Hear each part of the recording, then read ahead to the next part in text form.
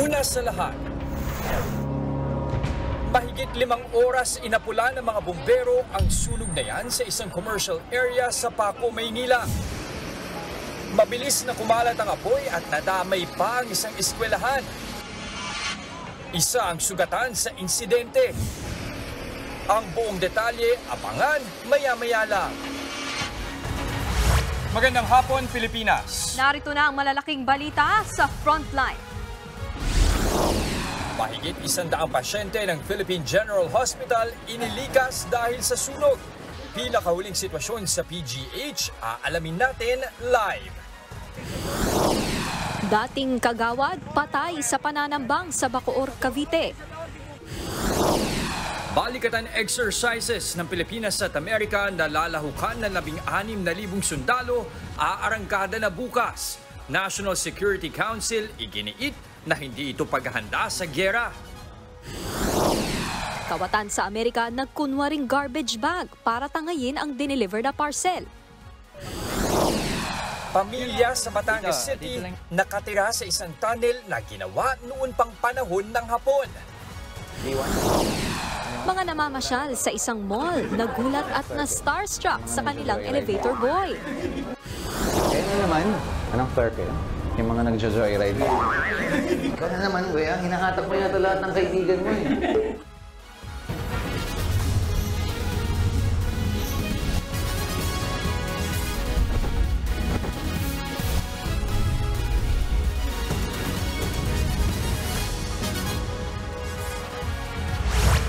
Malaking sunog ang sumiklab kagabi sa Paco, Maynila. Natupok ang hilera ng mga tindahan at nadamay rin ang bahagi ng isang paaralan. Nasa frontline ng balitang yan, si Brian Basa. Kitang-kita sa video na ito kung paanong nilamon ng naglalagablab na apoy ang mga estrukturang ito sa Paco, Maynila. Walang nagawa ang mga residente kundi panoorin na lang ang mabilis na pagkalat ng apoy. Sumiklab ito sa hilera ng mga general merchandise store sa Pedro Hill Street pasado alas 8 kagabi. Nasunog ang mga panindang appliances, damit, tsinelas at mga gamit sa bahay. Gumamit ng hagdan ang mga bumbero at may mga harang na puwersahang binuksan para maapula ang apoy. Yung lugar natin, medyo congested siya. At the same time, hindi ko masyadong makita. Pero lahat naman ng mga volunteers natin, nagawa naman nila yung kakayahan nila. Ang grupong ito, sinubukan pang magsalba ng ilang gamit. Ang pamilya ni Carol, wala sa kanilang tirahan nang mangyari ang sunog. Buti na lang po wala yung mother ko kasi totally 83 years old na po yung mother ko. Ayaw po sana niya sumama sa amin, lumabas. Pinilit lang po nila. Kung hindi, baka siguro natupok po yung nanay ko. Sa laki ng sunog, nadamay pati ang likurang bahagi ng Paco Catholic School. Apektado ang ika-4 hanggang ika-6 na palapag ng eskwelahan. Wala namang estudyante o school staff na nasaktan. Nag-anunsyo ang paaralan na online muna ang kanilang mga klase simula Martes. Umabot sa ika-5 alarma ang sunog bago tuluyang naapula bandang 1:00 kaninang madaling araw. Isang fire volunteer naman ang bahagyang nasugatan. Aabot sa higit 1.2 milyong piso ang halaga ng pinsala. Patuloy pang sinisiyasat ang sanhi ng sunog. Nagbabalita mula sa Frontline, Brian Basa, News 5. Sumiklab din kagabi ang isa pang sunog sa Philippine General Hospital sa Maynila. Mahigit 100 pasyente ang inilikas. Live mula sa lungsod ng Maynila, nasa frontline ng balitang yan si Rainiel Pawid. Rainiel, maayos na ba ang lagay ng mga pasyente dyan sa PGH? Chester, mabuti nga't walang nasaktan sa mga pasyente ng PGH matapos sumiklab ang sunog kagabi. Lahat nga sila'y ligtas at nailipat na sa ibang kwarto. Nagmamadaling lumikas ang mga staff na ito ng Philippine General Hospital sa Maynila nang biglang sumiklab ang sunog pasado alas 11 kagabi. Sa eksklusibong video na ito na nakuha ng News 5, makikitang nagkakagulo ang ilang staff ng pagamutan habang tuloy ang mga bumbero sa pag-apula ng sunog. Agad inilikas ang mga pasyente ng PGH. Nagdala ang Philippine Red Cross ng 16 na heavy-duty fans para sa mga pasyente at pang-alis usok mula sa sunog. Ayon sa Bureau of Fire Protection, 140 pasyente ang inilikas. Lahat na ilipat na raw ng kwarto. Labis naman ang kaba ng mga kaanak ng ilang pasyente tulad ni Mary Grace. Kaopera lang sa ulo ng kanyang anak at saktong lumabas siya para bumili ng pagkain nang sumiklab ang sunog.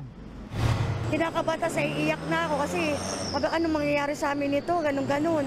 Tapos yun, sa awa naman po ng Diyos, pagdating ko naman po doon, sinabihan kami ng mga nurse na okay na, pero pinaghanda na po pala sila na magligpit, mag-evacuate. Ang isa pang bantay ng pasyente rito sa PGH na si Sir Con, agad hinanap ang kanyang kaibigan na ka-opera lang din sa binti. Iniisip ko kung paano kami makakalabas ng ligtas. Iniisip ko kung paano sila makakatakbo, kung paano sila ilalabas. Patuloy pang iniimbestigahan ng naging mitya ng apoy pero ayon sa BFP, nagsimula ito sa isang dating x-ray room na meron umanong mga nakatambak na gamit. Naapula ang sunog bago maghating gabi. May konting renovation sila doon. Doon sa labas ng emergency room. Ngayon nadamay yung emergency room dahil sa pumasok yung usok kaya in-evacuate nila yung mga patients doon.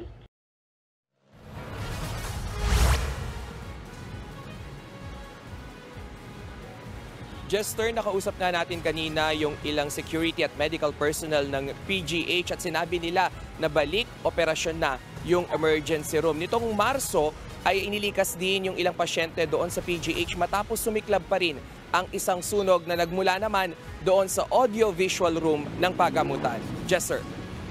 Rainiel, yun nga, no? Alam naman natin ilang beses na itong nangyayari sa PGH. Meron bang naging paliwanag ang administration ng PGH so kung bakit ito paulit-ulit na nangyayari at meron na ba sila mga ginagawang pagbabago? Jester, sa pamunuan naman ng PGH, sinabi nila na may regular na check-up or maintenance na ginagawa doon sa kanilang mga medical equipment maging doon sa kanilang mga wiring. Nagkasunod-sunod lamang ito dahil daw sa iba't ibang circumstances na patuloy nga rin inaalam ngayon dahil nga sa mga nakausap din natin kanina, iba't iba rin yung bersyon kung saan nagsimula yung sunog. Pero ayon sa BFP ay sinisiguro nila na maayos yung wiring doon sa loob ng pagamutan. Chester. So usapin naman kaya Rainiel ang pagkakaroon ng tama o sapat na bilang ng mga fire extinguishers pati na rin fire exit. Kamusta naman ang PGH sa usaping yan? Maayos naman yung fire exits, maging yung bilang ng mga fire extinguisher doon nga sa loob ng pagamutan. Ang titingnan na lang natin ngayon, Jester, at hinihintay natin yung sagot ng ilang mga structural engineer ay kung gaano na ba yung estado nitong structural integrity ng pagamutan since nagkaroon na nga ng series ng sunog sa nakalipas na mga araw. Jester. Maraming salamat, Rainiel Pawid. Patay ang isang dating barangay kagawad matapos tambangan ng riding in tandem sa Bacoor, Cavite. Kinilala ang biktima na si Eleuterio Calilong III. Base sa investigasyon, nagmamaneho si Calilong pauwi sa kanilang bahay. Nilapitan siya na dalawang suspect na nakamotor at pinaulanan ng bala ang kanyang kotse. Mabilis na tumakas ang mga salarin. Patuloy pang tinutugis ang dalawang suspect. Muling nagbuga ng usok ang Bulkang Taal sa Batangas. 4 na phreatic eruption ang naitala ng PHIVOLCS sa nakalipas na magdamag. Tumagal ang mga ito ng 2 hanggang 4 na minuto. 17 volcanic earthquakes din ang naitala. Nakataas pa rin ang alert level 1 sa bulkan. Bawal pa rin pumasok sa Taal Volcano Island na isang permanent danger zone. Bawal ding lumipad ang mga sasakyang panghimpapawid malapit sa crater ng bulkan. Nilinaw ng Pilipinas na hindi paghahanda sa gera ang gaganaping balikatan exercises kasama ang Amerika. Bukas na yan gaganapin, nalalahukan ng 16,000 sundalo. Nasa frontline na balitang yan si Brian Castillo. Sa isang pambihirang pagkakataon, binuksan sa publiko ang 4 na warship na ito ng China na nakadaong sa Qingdao, Shandong Province kahapon. Pinayagang magtour ang publiko sa loob ng mga barkong pandigma bilang bahagi ng ika-72 anibersaryo ng pagkakatatag ng People's Liberation Army Navy ng China. Bukod dyan, magkakaroon din doon ng pagpupulong ang mga matataas na opisyal ng Chinese Navy at iba pang Navy officials mula sa 30 bansa. Pagpapakita raw ito ng military diplomacy sa gitna ng tumitinding tensyon sa South China Sea. Gate ng isang opisyal ng Chinese Army Navy, gusto nga raw nilang pahupain na ang tensyon. Handa naman daw sila makipagtulungan sa mga Navy ng ibang bansa para masunod ang multilateralism at ang patas na pamamahala sa dagat.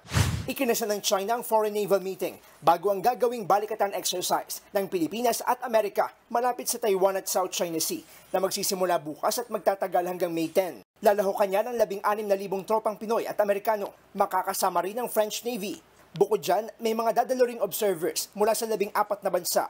Kabilang sa mga susubukan ang Mid-Range Capability Missile System ng US Army.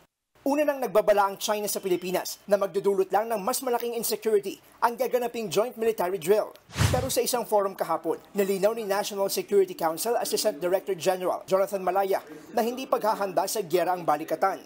Sadyang maraming bansa lang daw ang nagpahayag ng kanilang suporta para sumali sa military drill. Sa isang pahayag, iginit naman ni National Security Advisor Secretary Eduardo Año na gawa-gawa lang ng China ang umunoy sikretong gentleman's agreement ng Pilipinas at China. Layon lang daw nitong pagwatawatakin ng mga Pilipino. Nilinaw na raw ni Pangulong Bongbong Marcos na walang alam dito ang administrasyon.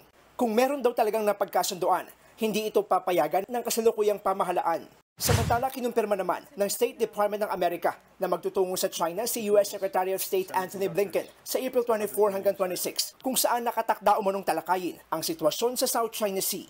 Nagbabalita mula sa Frontline, Brian Castillo, News 5.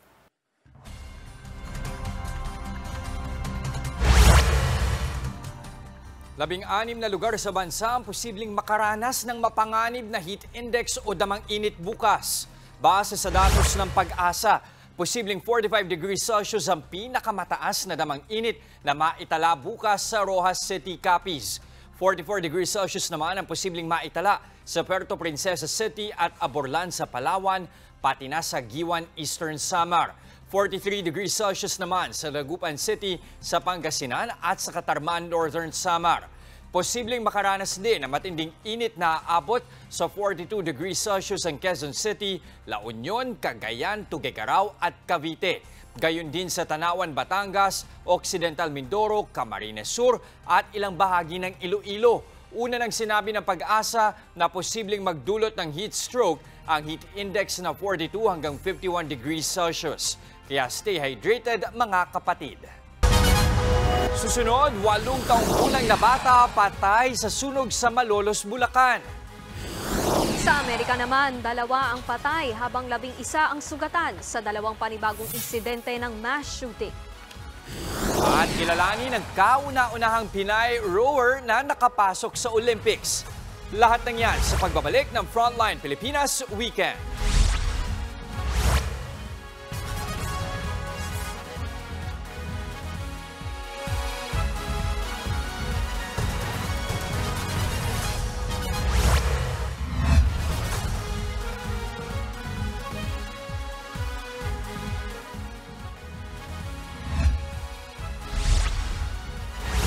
Patay ang isang bata sa Malolos, Bulacan matapos matrap sa nasunog nilang bahay. Sa Cainta, Rizal naman, isang palengke ang nasunog. Nasa frontline ng balitang yan, si Brian Basa.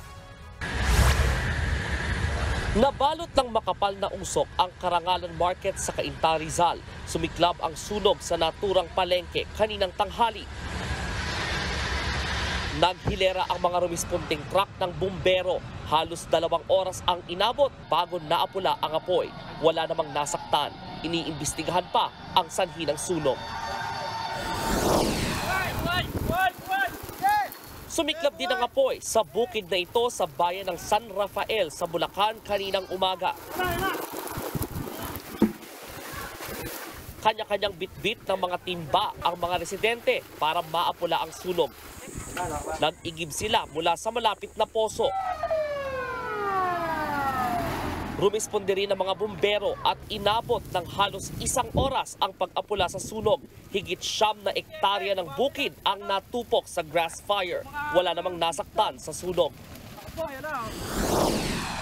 Isang residential area naman ang nasunog kagabi sa Malolos City. Natupok ang 6 na bahay na pawang gawa sa light materials. Sa kasamaang palad, patay ang isang batang lalaki nang matrap siya sa nasusunog nilang bahay. Kinilala ang biktima na si Haris Buesa, 8 taong gulang. Patuloy pang iniimbestigahan ang sanhi ng magkahiwalay na sunog sa Bulacan. Nagbabalita mula sa Frontline, Brian Basa, News 5.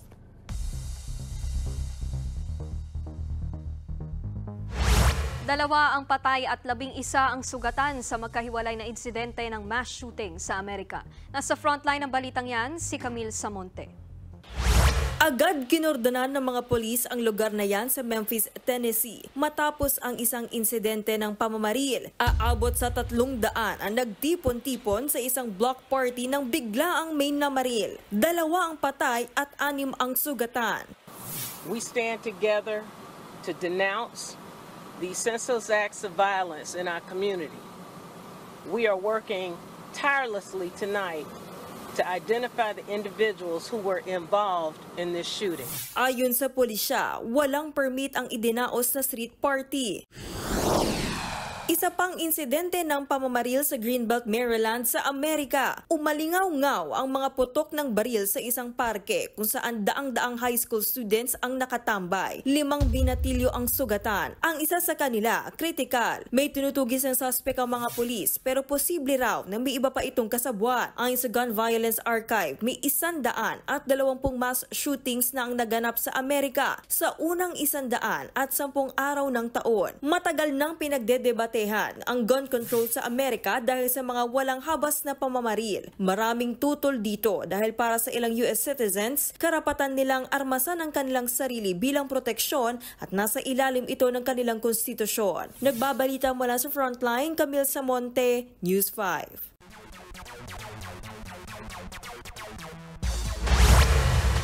Wagi ang Denver Nuggets laban sa Los Angeles Lakers sa Game 1 ng NBA Playoffs. Lamang ang Lakers hanggang second quarter pero nakabawi ang Nuggets pagtungtong ng third. Hindi na nila pinalamang ang squad ni LeBron James. Ang final score 114-103. Nanguna sa Nuggets si The Joker Nikola Jokic na nag-ambag ng 32 points.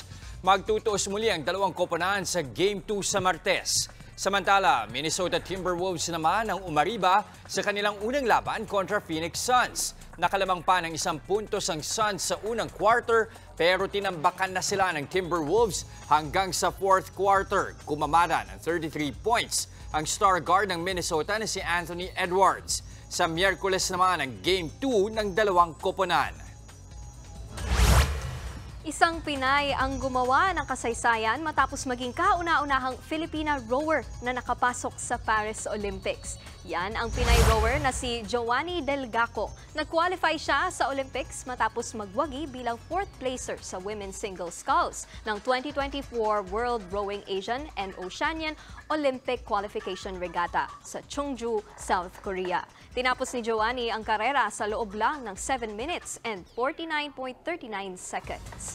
Ang Pinay rower na ang ika-12 kinatawan ng Pilipinas sa 2024 Paris Olympics. Isa na namang gintong medalya ang nakuha ng Filipino Olympic gymnast na si Carlos Yulo. Nasungkit ni Golden Boy Caloy ang medalya sa 2024 FIG Artistic Gymnastic Apparatus World Cup sa Doha, Qatar. 6.3 ang difficulty score at 8.9 ang execution score ni Caloy. Nauna nang nakakuha ng silver medal sa men's vault si Caloy sa parehong kompetisyon. Pasok na rin sa Paris Olympics si Carlos Yulo matapos ang kanyang big comeback sa 2023 Artistic World Championships sa Belgium. Susunod sa pool sa CCTV, tirador ng delivery parcel nagpanggap na basura. Olympic flame nakarating na sa pinakasikat na landmark sa Greece. At P-pop supergroup na BINI magpe-perform sa isang music event sa Singapore. Huwag kayong bibitiw, magbabalik ang Frontline Pilipinas Weekend.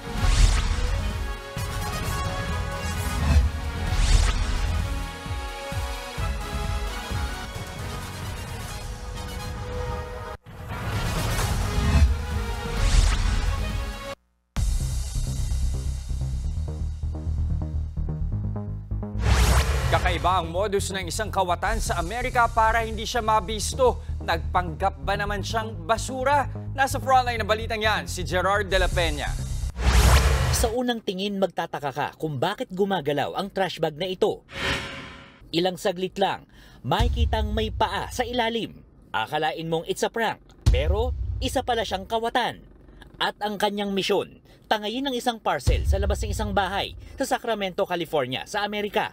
Kaswal lang na naglalakad palayo ang suspect na parang walang nangyari. Ayon sa may-ari ng package na si Omar Muñoz, nakatanggap siya ng mensahe na dumating na ang kanyang parcel. Excited pa siyang umuwi. Pero pagdating sa bahay, wala na ang in-order niya online. Akala niya pa raw noong una ay hinangin lang ang package. Nang i-check niya ang door camera, doon niya nakita ang kakaibang klase ng pagnanakaw. Imbes na mabad trip, natawa na lang ang pinagnakawan ng parcel nang mapanood niya ang video. Nagbabalita mula sa Frontline, Gerard de la Peña, News 5. Nakarating na sa Acropolis, Greece ang Olympic Flame para sa 2024 Paris Olympics. Sa India naman, ipinarada ang makukulay na elepante sa isang festival. Yan at iba pa sa Frontline News Abroad. Makukulay na elepante ang ipinarada sa India. Bahagi ito ng kanilang Hindi Festival. Sakay ng mga elepante ang mga Hindu priests habang nagpuprosesyon sa templo. Pinailawan din ang mga imahen ng kanilang mga Diyos. Naging makulay rin ang isang pa-contest sa Florida, Amerika. Ang mga kalahok, mga drag queen na literal na nagkarerahan sa isang drag race. Nagpaunahan sila sa finish line habang suot ang makukulay na wig at nagtataas ang mga takong. May iba't ibang obstacles silang pinagdaanan, gaya ng pagtalon sa mga gulong. Sa Acropolis, Greece naman, dumating na ang Olympic Flame na gagamitin sa relay para sa 2024 Olympics. Sinindihan ng dating 400-meter hurdle champion na si Perikles Iakovakis ang Olympic cauldron. Pagkatapos niyan, dadalhin ang Olympic torch sa Athens at Marseille, France. Magtatapos ang torch relay sa Paris kung saan sisindihan ang Olympic Flame sa July 26. Nagbabalita mula sa Frontline, Rainiel Pawid, News 5. Isang sugatang Philippine Eagle ang natagpuan ng isang magsasaka sa Mulanay, Quezon. Ayon sa lokal na pamahalaan, putol ang isang daliri ng batang agila. Agad naman itong sinagip ng mga otoridad. May 2 agila pa raw na namataan ang mga magsasaka sa lugar.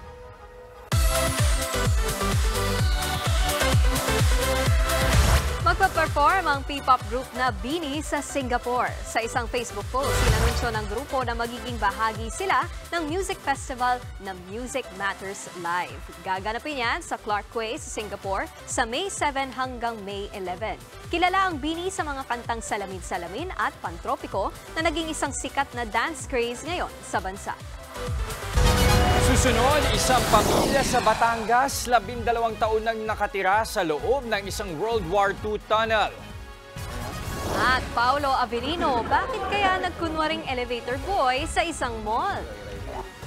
Kayo na naman. Anong flirt kayo? Yung mga nagja-joyride. Tuloy-tuloy ang balitaan sa Frontline Pilipinas Weekend.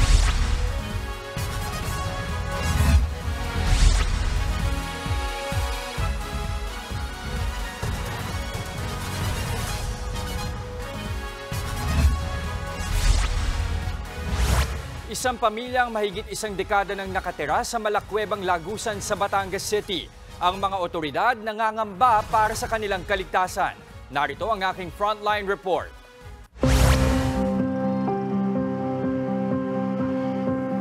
Dito sa kalye ng P. Herrera sa Batangas City, binisita ko si Tatay Pinong sa kanilang tinutuluyan na di pangkaraniwan. Yes po. Kamusta tayo? Kung titingnan, katulad lang din ito ng isang ordinaryong bahay. May sala na siya na ring nagsisilbing kwarto at kusina. May sariling linya ng kuryente at may tubig. Pero alam nyo ba, isa itong Malakwebang Lagusan. Isang man-made tunnel na gawa noong pangpanahon ng Hapon. Ayon kay Tatay Pinong, bata pa lang siya nang madiskubre nila ang tunnel. Naging paradahan ng tricycle ito ng kanilang tatay hanggang sa maisip niyang gawin itong tahanan para sa kanyang mag-ina. Nasa 12 taon na silang nakatira rito. So ito yung pinakapalikuran nyo. CR ko, CR. Yeah. Nakapaglagay pa kayo ng toilet nyo eh. Buti si Bunso hindi naman natatakot dito. Hindi naman no. Nasanay na. Medyo malalim pa pala siya. Mahaba ho, mahaba. Ito po, karsada. Maray ng kalsada. Yan. Ngayon po, ito yung bahay namin diyan. Diyan kami napasok. Bungad. Umikot po. Yan. Pagayan. May 3 lagusan ng man-made tunnel. Ang 2 ay parehong nasa kalye ng P. Herrera at ang isa naman ay tumatagos sa Kalumpang River. Ayon kay Avic Ryan Maghirang, isang history professor sa University of Batangas, natabunan na ang 2 sa mga lagusan nito. Pero malaki ang ginampanang papel nito noong panahon ng Hapon. Mismong mga Pinoy na bihag pa raw ang gumawa at humukay nito. Sa loob nga ng kuweba, makikita pa ang pinaniniwalaang marka ng mga pikong ginamit ng mga Pinoy sa paggawa ng tunnel. Hinukay nila yan for their own good? Or No. sila ng mga Dahil inutusan sila ng mga Hapon. Dito sila dumadaan kapag bumaba sila from the Kalumpang River, tapos going inside the city and vice versa. For convenience, tsaka of course, para security na rin nila, para hindi sila expose sa kalaban during the war. Dagdag ni Prof, mahalagang mapreserba ang lugar na ito alang-alang sa mga susunod na henerasyon. Malaki yung impact niya sa lipunan, lalo na sa consciousness ng mga Batanggenyo. Hindi na natin kayang diretsuhin kasi medyo may harang na saka mas sumisikip pa siya, mas lumiliit na yung tunnel. Ito pa nga lang, 5'9" ako, hindi na ako kasya. Paano pa kaya doon? Kailangan na raw gumapang. Aabot yan mga nasa 50 kilometro hanggang sa ibang bayan pa dito sa Batangas. Makikita nyo rin yung tatag ng sikmura nila Tatay Rufino actually para tumira dito kasi hindi siya madali tirahan. Pero ito na rin yung nakagawian nila. In fact, kung ikaw matatakutin ka sa mga insekto, sa mga ipis, baka magdadalawang isip ka talaga. Pero dala ng pangangailangan, dala ng kawalan ng tirahan, talagang mas titiisin na lang nila na dito tumira. Hindi ko rin maiwasang mangamba para sa kaligtasan ng pamilya ni Tatay Pinong. Hindi ba kayo natatakot tumira dito? Dahil, ang kinatatakot ko lang ay yung lalaki ang aking anak. Oo. Na narito. Wala akong magawa.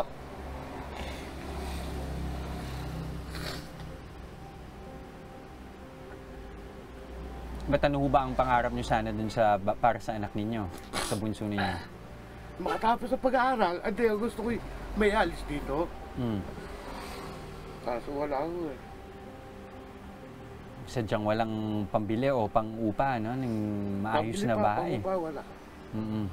Hindi ko na naman kaya magtrabaho maigi. Sa aming pagkikipanayam sa Batangas City Government, napag-alaman namin ngayong taon lang din nila napansin ang lagusang ito sa puso ng Batangas City. Kung ang itatanong po yung risk, very risky, may hazard. Kasi in the first place, hindi conducive para sa isang family, sa mga tao na tumira doon because yung ventilation, wala yun. And yung mga wirings niya ng kuryente, hindi tama yung installation.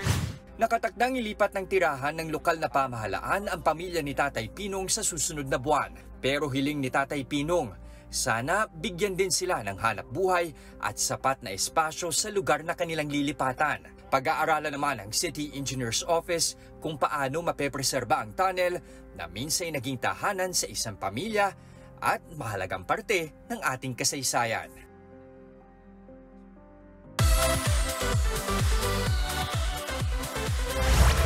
Na starstruck ang mga sumakay sa elevator sa isang mall sa Mandaluyong.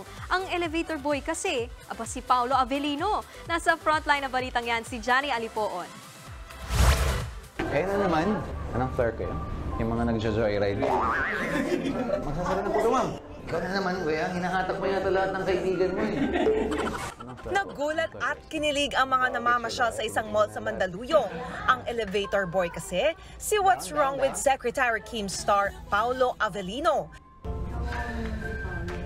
Sino pang Paulo, ma'am? Ay, hindi po. Madami nga po nagsasabi pero ako po si Jared.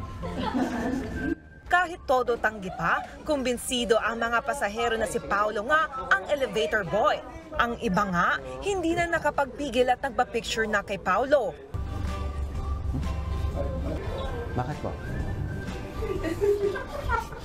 Pero prank lang yan at part lang ng promotion ng bagong movie ni Paulo na Elevator, kung saan elevator boy ang kanyang role. Makakatambal niya dyan si Kylie Versosa. Mapapanood na yan sa mga sinihan simula April 24. Ang gandang bride, muling kinasal kahapon ng aktresa si Angelica Panganiban sa kaniyang asawa na si Greg Homan. This time, sa Siargao naman ang venue. Ang second wedding, ginanap 4 months after they tied the knot noong December 31 last year sa Los Angeles, California. Present ang malalapit na kaibigan ni na Angelica at Greg. January 2021, nang kumpirmahin ng dalawa ang kanilang relasyon. September 2022 nang ipanganak naman ni Angelica ang kanyang first daughter na si Amila. Sweet na namang naispatan sina Catriona Gray at Sam Milby sa birthday celebration ng founder at president ng Cornerstone Entertainment na si Erickson Raimundo. Sa mga Instagram story ng negosyanteng si Pinky Tobiano, halos hindi mapaghiwalay ang dalawa. Hinala tuloy ng mga netizen, tuloy na ang kasal ng dalawa. Yan ay matapos may kumalat na mga chismis na nagkakalabuan na raw sina Kat at Sam. 2023 nang ma-engage sina Sam at Kat. Pero wala pa ring nilalabas na detalye ang dalawa tungkol sa wedding. Nagbabalita mula sa Frontline, Jania Lipoon, News 5.